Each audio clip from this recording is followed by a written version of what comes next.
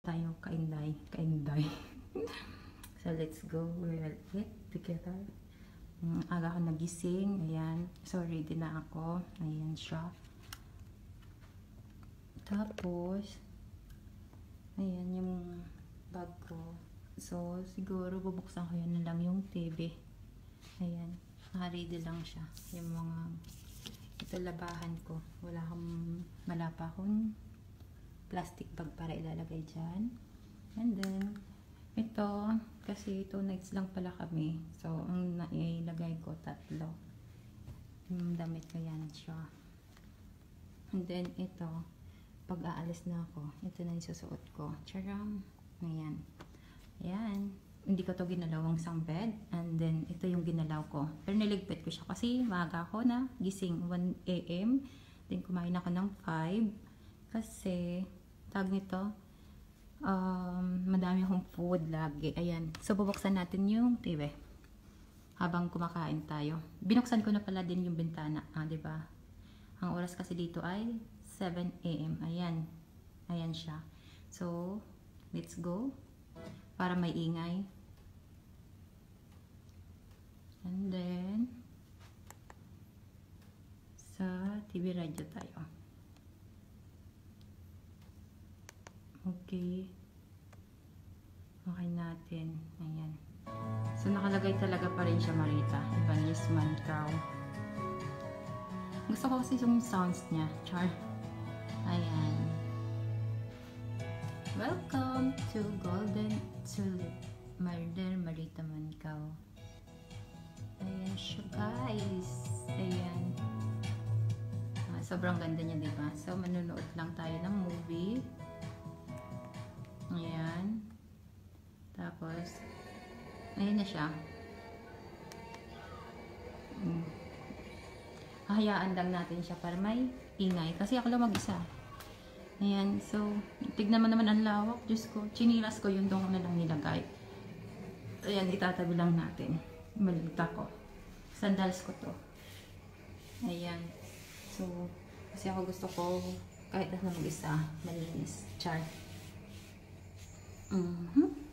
So, kakain na tayo dahil medyo gutom na ako. 5 AM pala ako kumain kanina. Ayan. So, guys, papakita ko din sa inyo ang view. Under construction pa yung bahay namin. Charot! Ayan siya. Ayan. So, guys, ito na naman tayo. Buksan ko lang yung ilaw dito. Saan ba yung ilaw? Ayan. Ayan, para makita mo. Ito yung nilalagyan nila sa amin lagi. Dahil room 211 ako, ayan. Ang bait nga eh. Hindi ko alam kung anong meaning ng FR.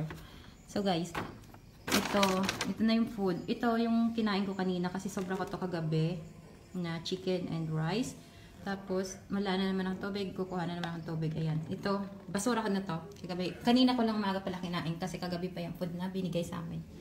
And then, I will show you my food for today for breakfast. Ayan. Ito yung, tignan nyo naman ang binigay nila, guys. O, tignan mo. Daming food, diba? Akala mag-isa nyan. So, sobrang blessed ko talaga. Ito. Yung pang breakfast ko ngayon. So, kakain pa rin ako hanggang 9 mamaya. Ito, coffee na to eh. Ano siya? Sobrang, niya. So, start na tayo. Ito, diba, pagkain ko. Ngayong umaga.